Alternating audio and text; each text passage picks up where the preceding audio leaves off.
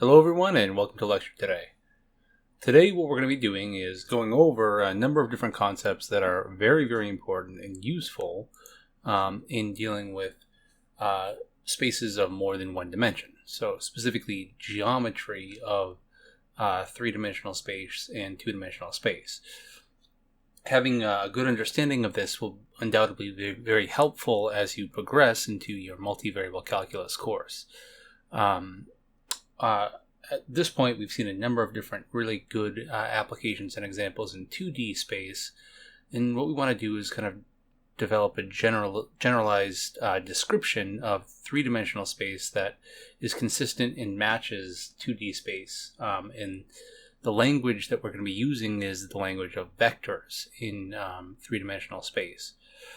A vector is a mathematical object that has both magnitude and direction. And we use these vectors to essentially denote what's called the displacement in n-dimensional Euclidean space. Now, this idea is very nice because it's very geometric and very intuitive from a direct, real-world application perspective. And this is one of the big reasons why vectors appear everywhere in applications.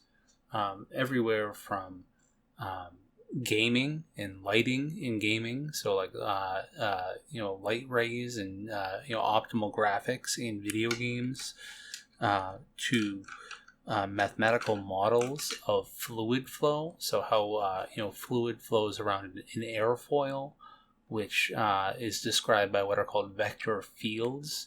At every point in space, you define the velocity vector field of the fluid, and this is super important in aerodynamics for cars, for rocket ships, for boats. You name it. Pretty much any physical quantity can be described by a vector or what's called a vector field. And so probably one of my favorite examples of a vector field in physics is the electromagnetic field, which essentially tells you at every given point what direction and magnitude the electric and magnetic field is at a given point.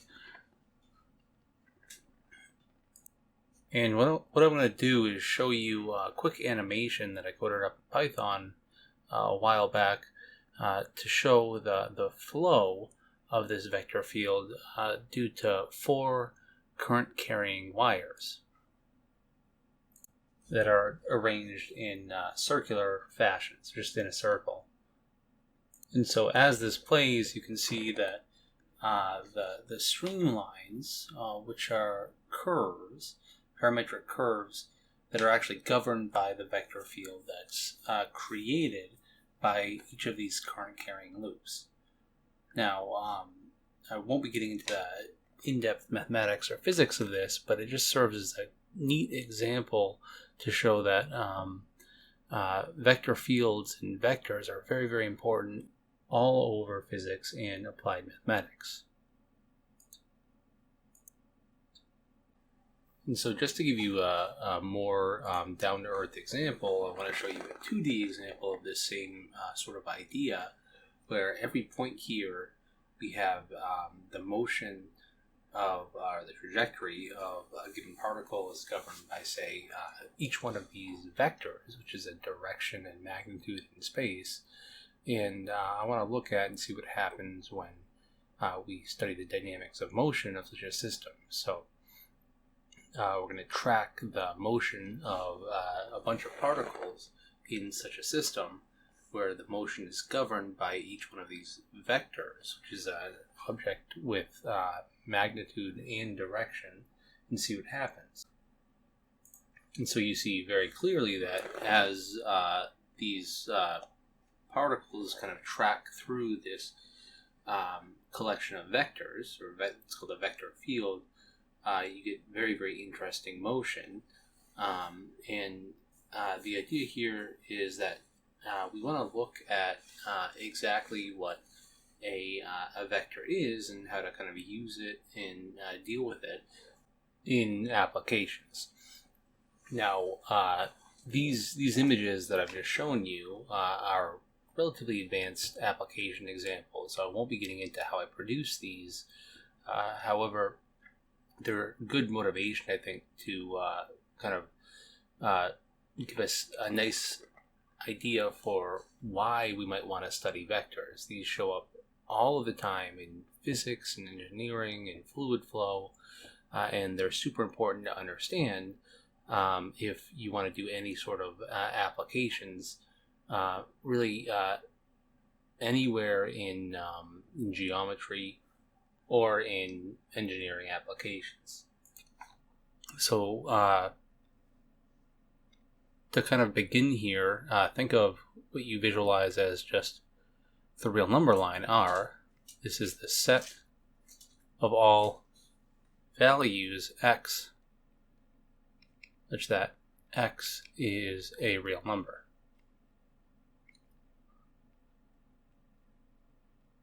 And the visualization here is typically we draw an array that extends in both directions, has a midpoint of 0, goes to positive infinity and negative infinity. But this isn't the only thing that you're familiar with from a calculus class in Calc 1 or Calc 2 or even in Calc 3, because we've been dealing with functions. And specifically, we've been dealing in all of the previous calculus courses and the stuff that we've done in this class with functions from R to R, or functions that take in a real variable and output a real variable. The space R2 is the set of all points x and y, such that x and y are real numbers.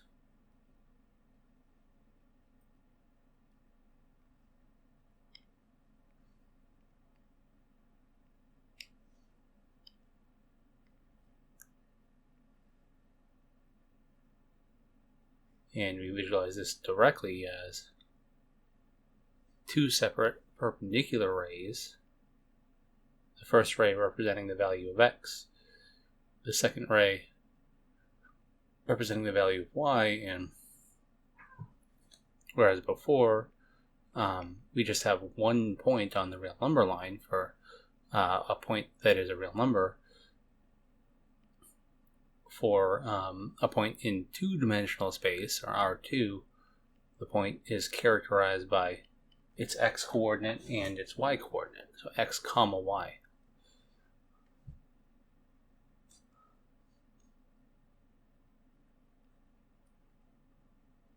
And hopefully you have some idea of where this is going. You say that R3 is, and you can put two dots there, or you can put a straight line here just to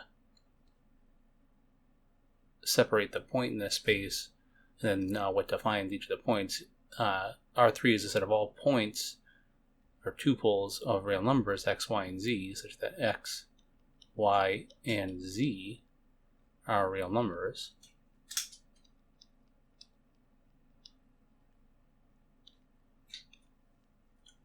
And just like the other two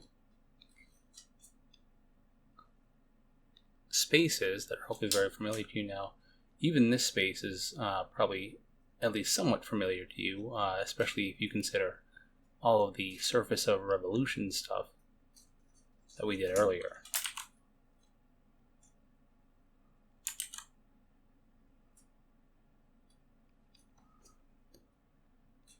So R3 is what's called three-dimensional Euclidean space, and it consists of general points that are classified by the x, y, and z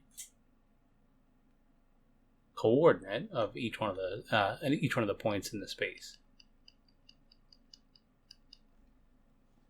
Just like for a 2D point, this is characterized by its x-coordinate and its y-coordinate. A point in 3D is characterized by its x-coordinate, its y-coordinate, and its z-coordinate. And this idea can be used to really define any dimensional space, any number of dimensions to a given Euclidean space. But in terms of applications, so starting applications, it really makes sense to just kind of consider these three spaces. But you do want to keep in mind that really you can have any number of dimensional spaces in mathematics or in applied mathematics in general. But so what we're going to be doing in this lecture is going over how to generally describe and do mathematics in R3. But keep in mind that a lot of the things that we'll do can be extended to higher dimensional spaces, and pretty much everything that we're going to be doing will also be applicable in 2D as well, in general. So essentially, we have that a vector in three-dimensional space is a directed segment connecting 2 points inside this space, in this space. And geometrically, we can think of this as a direct arrow from, say, a point P, which is this blue point right here, to a point Q,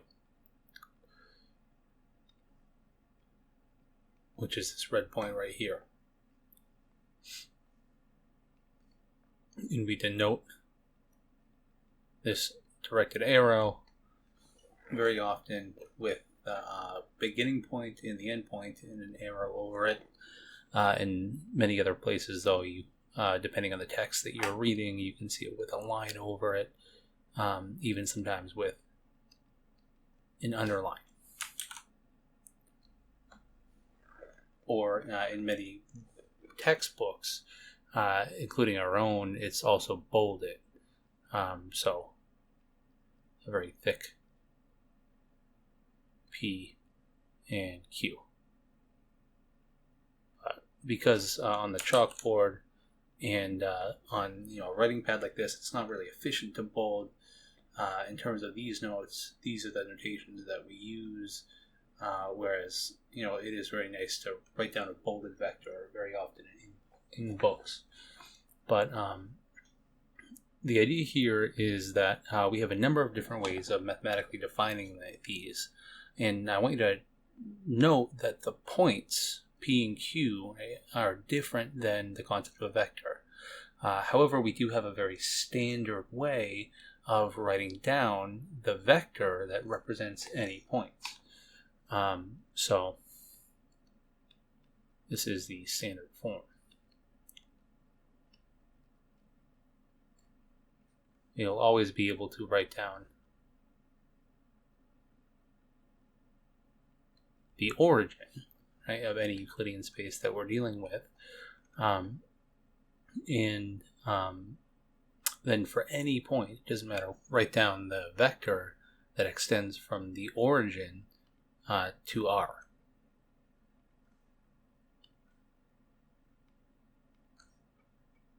Or this directed line segment. And typically when you see a vector that's just written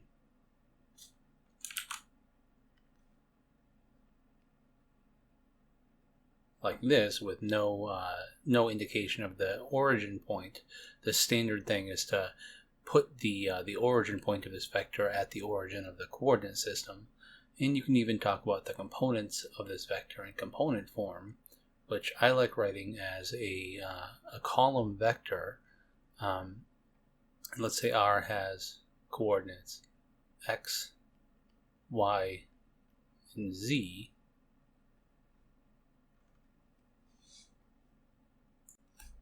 Or another way of writing this down is in terms of x, comma, y, comma, z.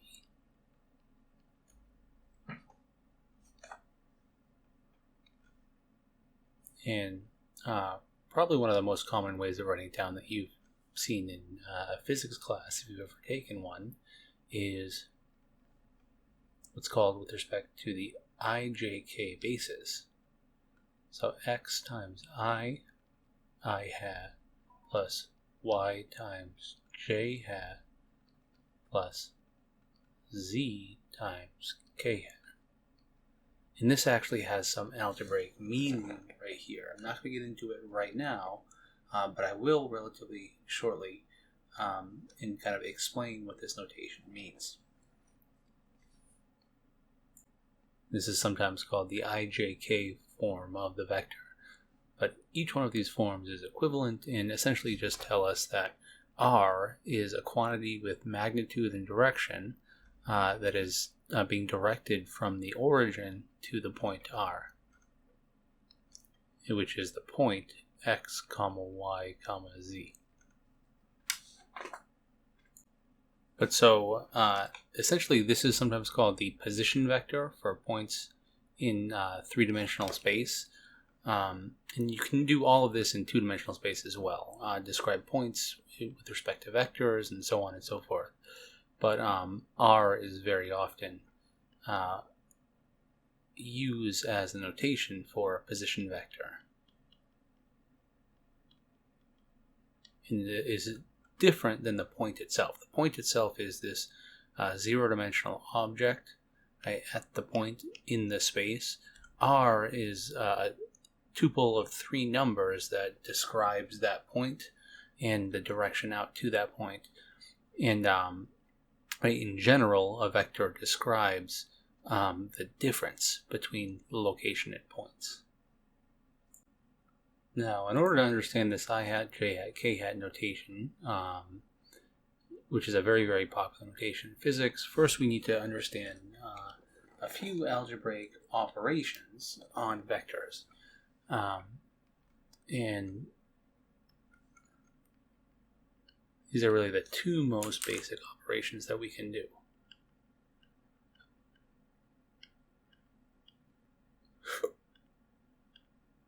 The first one is vector addition.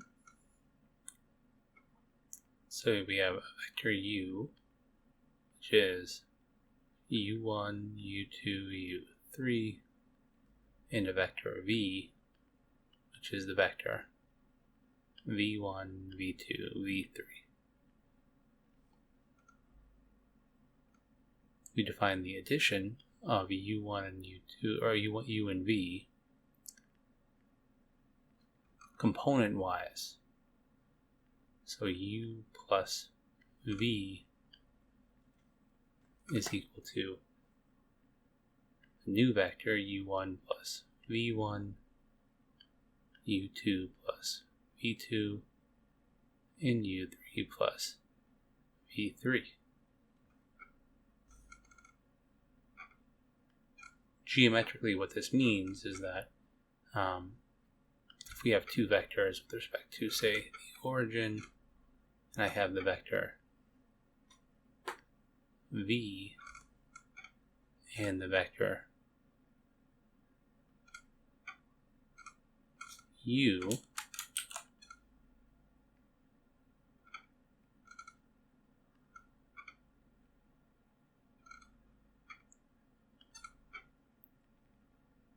the new vector that we get that's u plus v is the same vector that we get if you, say, drew a copy of the vector v at the tail of u and a copy of the vector u at the tail of v.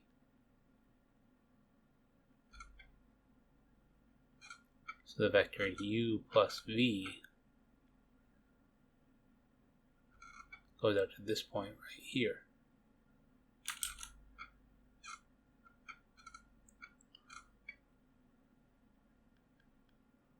Which is pretty neat. Now we automatically have a very nice geometric picture of what happens when we add vectors like this. The other big operation is called scalar multiplication. Note the scalar here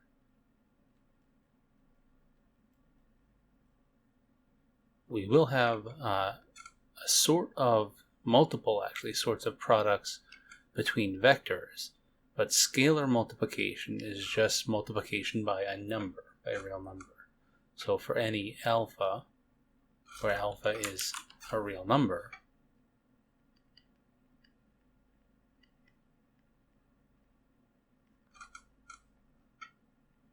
alpha times, say, a vector u, you say it's a scalar multiplication between alpha and u, it's just multiplying all of the components of u by alpha. So alpha u1,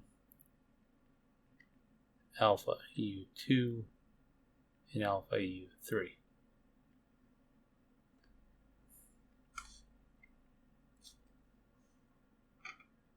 And for a given vector u,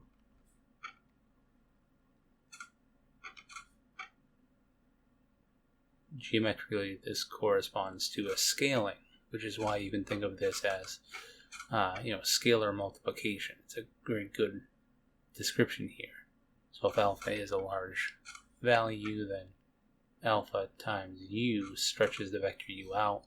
If alpha is a very small value, then alpha times u is going to shrink it. If alpha is a negative value, it actually flips the direction of u. So the idea here is that this is what the effect of multiplying by a scalar, a vector by a scalar number, is. And these two things really give us the characterization of how to algebraically deal with vectors. It also directly tells us that for any vector u,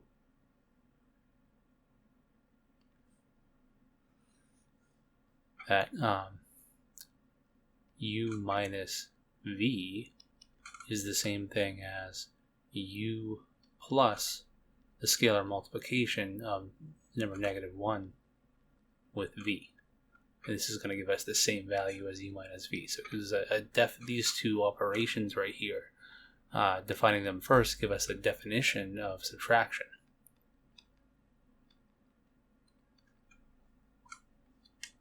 And geometrically speaking, we can think of subtraction as really the same thing as addition here, but now you have to do it with minus v.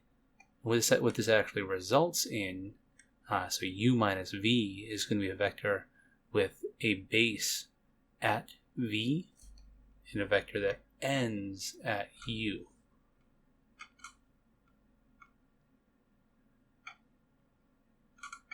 This is u minus v. It'd be good for you to go through and do maybe some test cases just to kind of convince yourself that this is working. But the main reason here is because so the main reason that this works as well geometrically is coming directly from the algebra. If you do v plus u minus v, right, this is going to be the same thing as u, and this vector u minus v is the only vector that can satisfy that. And so just to be concrete, what I want to do is go through and list out a number of different very important properties, all of which can be proven using just the addition and scalar multiplication. And these are really very easy to go through and kind of prove without too much effort.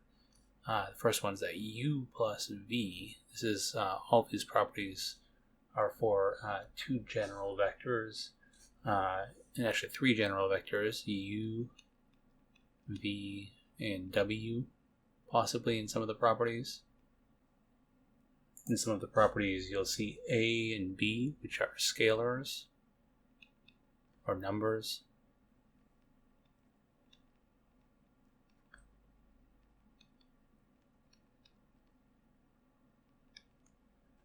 And then you'll also see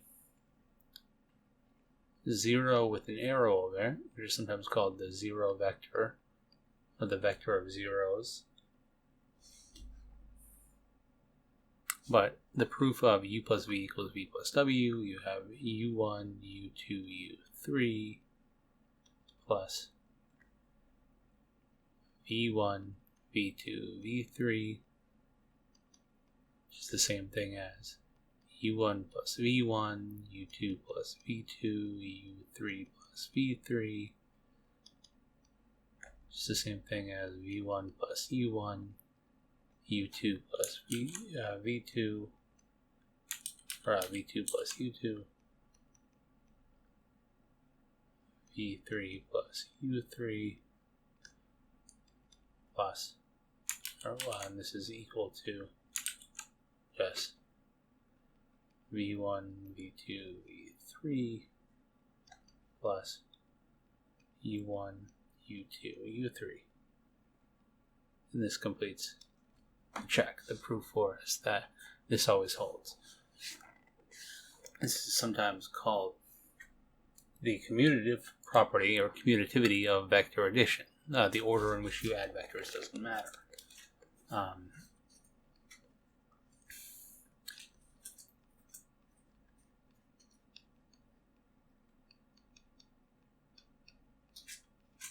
The idea here, though, is that all of these are going to be similarly very easy to go through and verify. So this one is saying that u plus v added to w is the same thing as u plus v plus w, where the parentheses here denotes that addition first. This is sometimes called associativity of addition.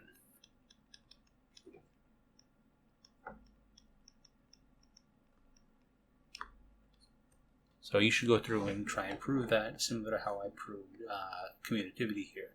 It's relatively straightforward. I mean, really all of these properties are, and it may seem a little bit like a review to you, but really I want you to be careful and make sure you understand what these statements are saying, because they're going to be vital when we go through and try and understand what's going on geometrically for given applications.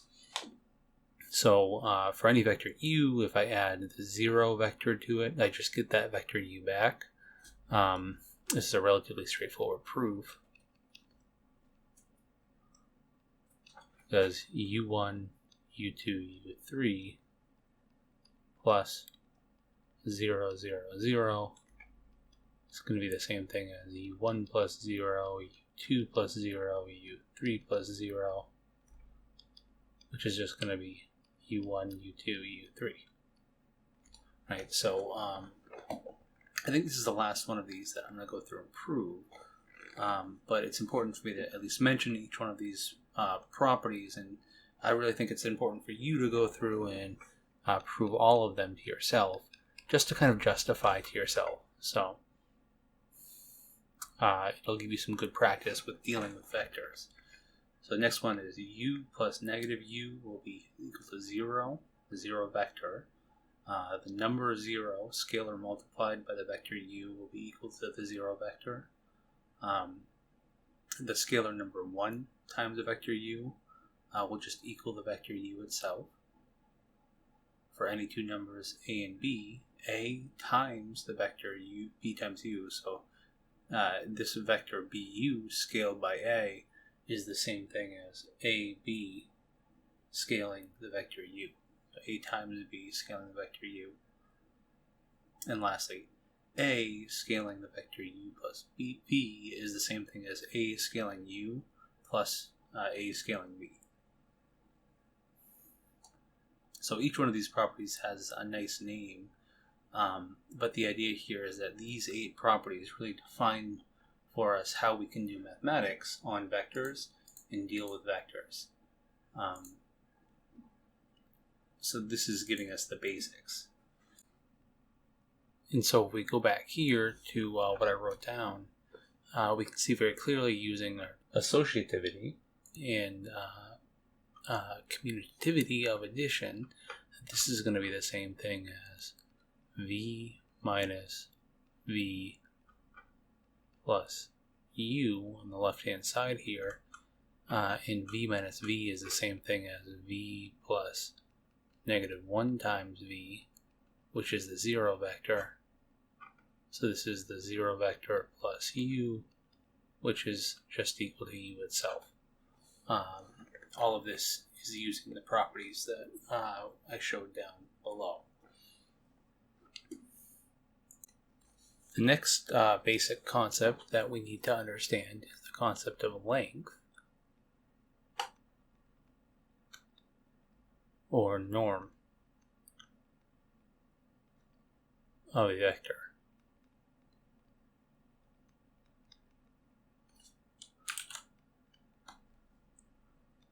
And this is going to give us an idea of the size of a given vector. So given a vector A,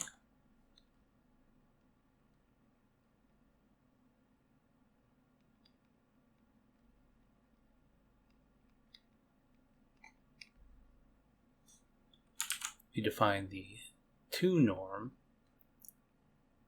of A to be the square root of its component squared.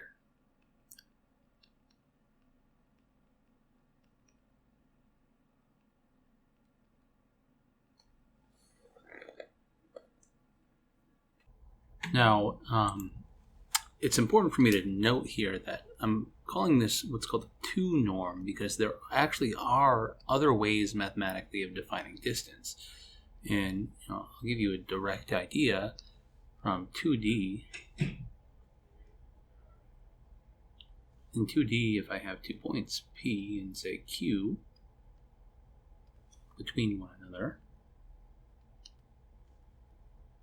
and I want to define the distance between those 2 points, well, I know that the most direct way of doing this is drawing the vector PQ, and then looking at the 2 norm of this vector. So taking the square root of the x component of this vector and the y component of this vector squared. And this is going to be if PQ is the vector in 2D, delta x, delta y, then the length of PQ is just going to be from the Pythagorean Theorem, square root of delta x squared plus delta y squared. Now, for many applications of a distance function, this is the correct way of calculating the distance, but I can give you many other applications where this is not the correct way of calculating distance. For instance, suppose that we're on a city block in a gridded out city like New York,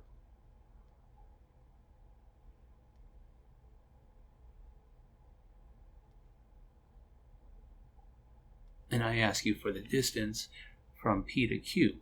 It doesn't make sense to go straight from P to Q here because the distance from P to Q is going straight through a section of buildings. So a better distance is what's called the 1 norm, or sometimes called the taxi cab norm, or the Manhattan norm, which would be P times Q is equal to the absolute value of delta x plus the absolute value of delta y.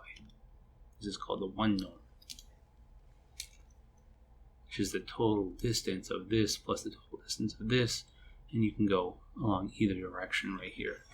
Now, in general, it's very important to make this distinction and to understand that there are different types of ways of defining the length of a vector, but in a certain sense, they can all be shown to be equivalent to one another, but the 2 norm has the nicest, most nice properties. So we're going to be dealing strictly with this, and very often when I write down just the double line for the length of a vector, this just means the 2 norm. I sometimes won't write down the 2, and if you don't see the 2 there, I'm implying that I'll be using this formula for the 2 norm. Also, sometimes you might see in the textbook, and many textbooks, just instead of the double line for norm, you'll just see the absolute value symbols, which means the same thing. And this is a convention that our book uses. And so I want to give a little bit of justification as to why this formula is in fact giving the geometric length of this this vector out to the point. And to do that, really it's just a combination of two applications of the Pythagorean Theorem. If we draw our vector here out to the point, this is our vector A, say, this directed arrow, and the length is exactly given by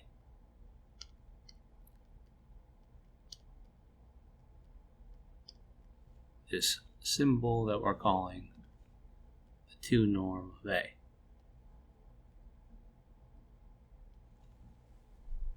And first things first, we have a triangle here, and the big triangle, right, in this plane right here as we go out to the point. So if you take this point and you kind of draw a line straight down until you intersect the xy plane, and then draw a straight line to the origin. Basically, we have that, we'll call it the radius out to this point. If this distance is r, this distance right here,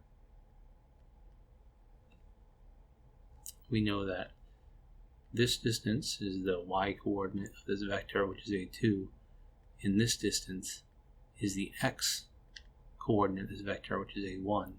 So a1 squared plus a2 squared is equal to r squared for this triangle right here, which is a right triangle in the xy plane.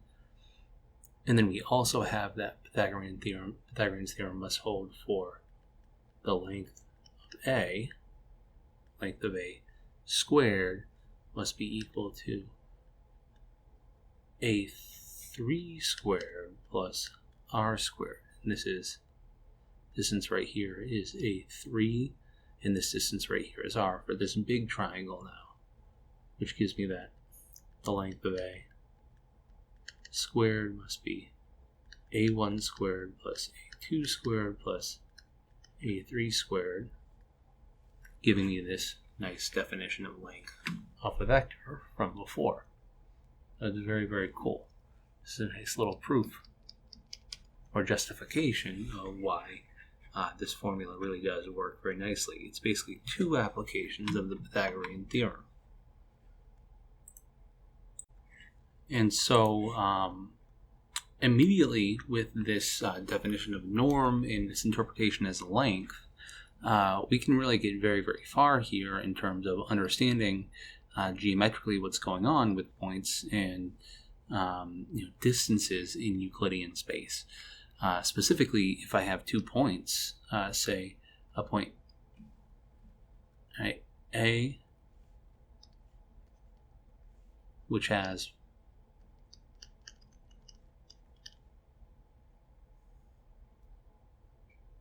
the coordinates a1, a2, a3, and a point B, which has coordinates b1, b2, b3.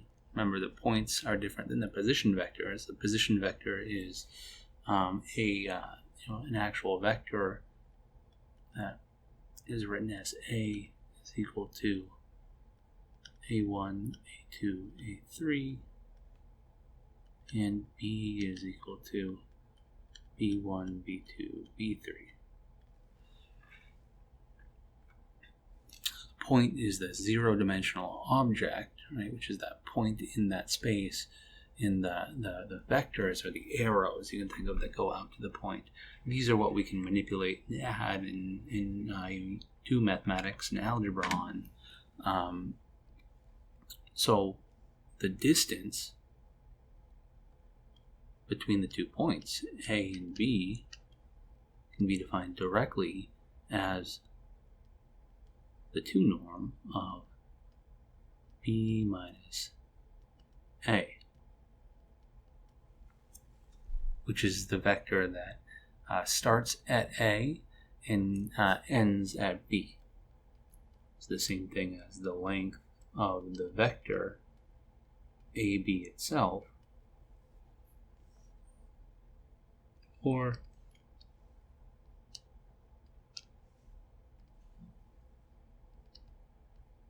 In terms of components, the square root of b1 minus a1 squared plus b2 minus a2 squared plus b3 minus a3 squared. So this is a really important idea, because this is mathematically how we define distance between any 2 points in space. Super important. Another very useful formula that will come up a lot is the idea of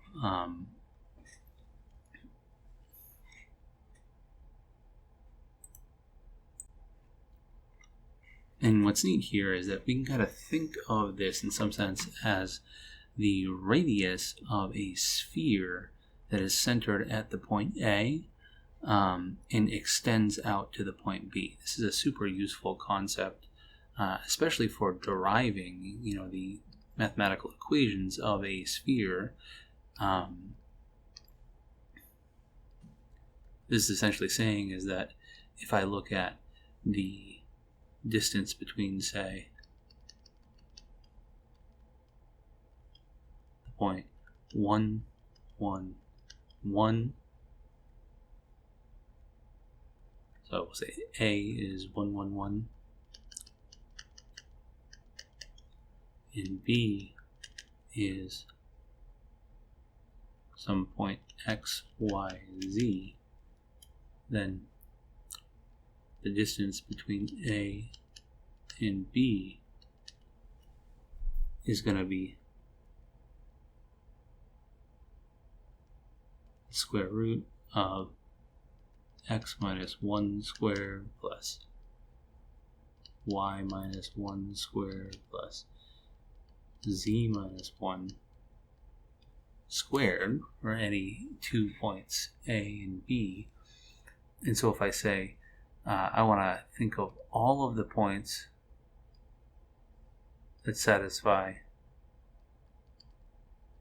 the distance between A and B being equal to 1, just for example, this ends up giving me the equation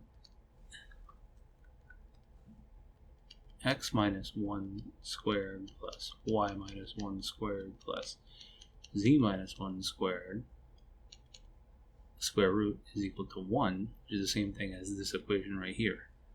And this is mathematically the equation of a sphere of radius 1 centered at the point 1. With all of the points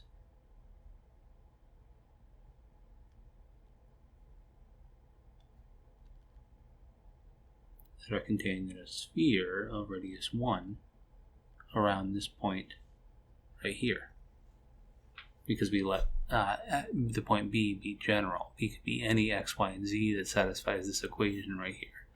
Now you could do this for many other different examples, right? Many other values of the radius of the sphere, but I think this gives a really nice interpretation here as to what the distance is, and gives us some geometric insight into what's going on.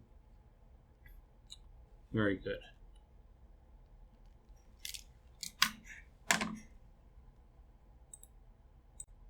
So the last topic that I want to talk about in this introductory lecture is going to be the topic of defining a unit vector. This is going to kind of tie back to the third expression for a general vector that I talked about. So in general, a vector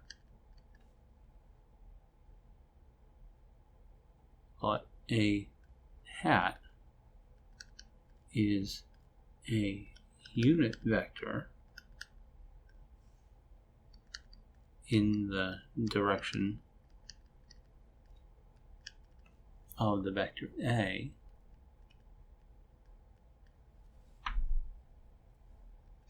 if it points in the same direction of A and has a length or 2 norm of 1, hence the name unit vector. And so A hat has a direct formula in terms of any vector A. A hat will always be equal to the vector A divided by the length of the vector A.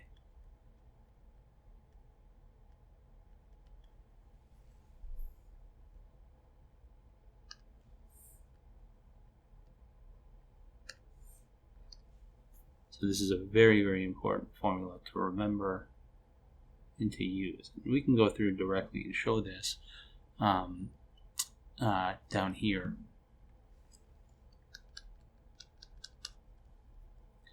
So why is this a unit vector? Well, if you take the length of A hat, this is going to be the square root of A1 hat squared plus A2 hat squared plus A3 hat squared,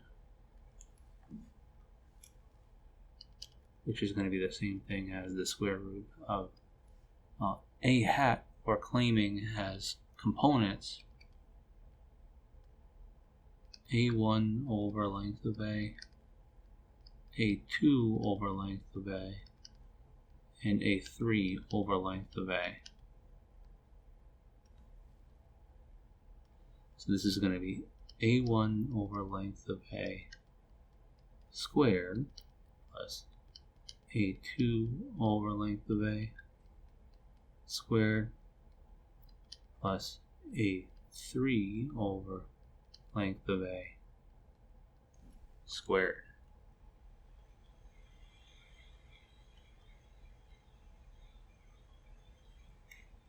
And sure enough, we can simplify this expression very, very nicely. The length of A, or A hat, will be equal to 1 over length of A squared comes out of this, and this entire thing becomes the square root of A1 squared plus A2 squared plus A3 squared, all divided by the square root of the length of A squared, which is just the length of A. And by definition of the 2 norm, this is also the length of A in the numerator, so this is the length of A over the length of A, which is 1. So this is why this formula holds and allows us to calculate the unit vector for any input vector A that we want to put in. A in general might not be a unit vector, but by dividing by the magnitude of A, we construct this very nice unit vector. By the way, this, if we kind of go back, is where this notation right here, the Ijk notation, which is typically seen in a physics class, I hat, J hat, K hat, directly comes from. We're essentially saying that I hat here is the unit vector 1, 0, 0, which is a unit vector along the x-axis. J hat is the unit vector 0, 1, 0, which is the unit vector along the y-hat axis. And K hat is the unit vector 0, 0, 1, which is a unit vector along the z-axis. And if you plug into this equation directly, for any general vector, I'll just do a general vector A, unit vector notation. You get that A1 times I hat plus A2 times J hat plus A3 times K hat is the same thing as A1 times 1, 0, 0 plus A2 times 0, 1, 0 plus A3 times 0, 0, 1. This is the same thing as A1, 0, 0 plus 0, A2, 0 plus 0, 0, A3, which is just equal to A1, A2, A3. So this is kind of a nice way of writing down a given vector algebraically, and it just uses our laws of scalar multiplication and vector addition, which is very cool. And so what I want to do is give you an immediate practical application of this idea of a unit normal vector and why it's important. And one of the biggest, I think, neatest applications that we can kind of directly talk about is that of lighting physics for video games, CGI, right? Really, any time you see CGI or video games used and you want to create an artificial light source and make it look more realistic. Typically, you have some sort of observer, which is maybe the player character in the video game, or some camera angle that you're looking at, and you want to simulate a light source reflecting off of some sort of object. In CGI and video games, objects are typically described using some sort of mesh, which is also described using points and vectors, by the way. So this is a great application of points and vectors. And what's really important in lighting physics is the unit normal vector, or the vector that's perpendicular to the planes formed by each one of the components of the mesh. So for each one of these mesh pieces on a given mesh, you have a different unit normal vector. And this unit normal vector is directly used, right? Each one of these vectors has length 1 and is perpendicular to the face of the mesh. And each one of these unit normal vectors is then used to determine for you the amount of, or percentage of light that gets reflected off the surface into the camera lens. Basically, these normal vectors directly tell you information about what the camera is receiving and how much of a percentage of the light the camera should be receiving. This idea can also be used for creating shadows as well, which is very, very cool and very neat. So I won't get into the details of this, but I just want to kind of give this as a motivating example of this concept of a unit normal vector and how important it really is, and how much you actually do see this. If you've ever seen a movie in CGI or played a video game with dynamic lighting in it, this is a direct result of a unit normal vector. And finally, just to give you an idea of what I'm meaning by this, I ended up pulling an image from the NVIDIA website, which NVIDIA is a graphics card maker, just kind of illustrating the idea of a polygonal mesh and things that can be done with a given polygonal mesh for a given video game character. But it just kind of illustrates the idea of lighting and how, in general, in computer graphics, we create a 3D mesh of polygons and then apply various other mathematical techniques to kind of smooth things out and get more detail.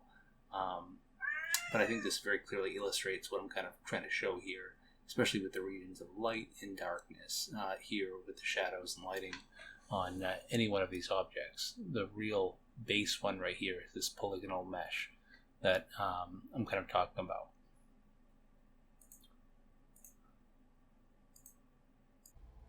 But this will conclude today's lecture. It should be a nice kind of introductory lecture into some of the basic concepts that we need with vectors, and we're going to need in the next few lectures.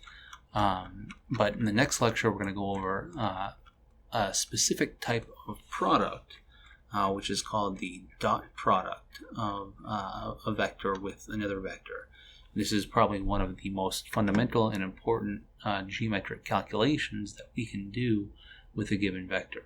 So this is going to be the topic of the next lecture. The lecture after that will be the cross product, and then we'll really kind of see how we can apply these to give us some very nice results geometrically. But thank you very much for tuning in today. I hope you learned something and you had a fantastic day.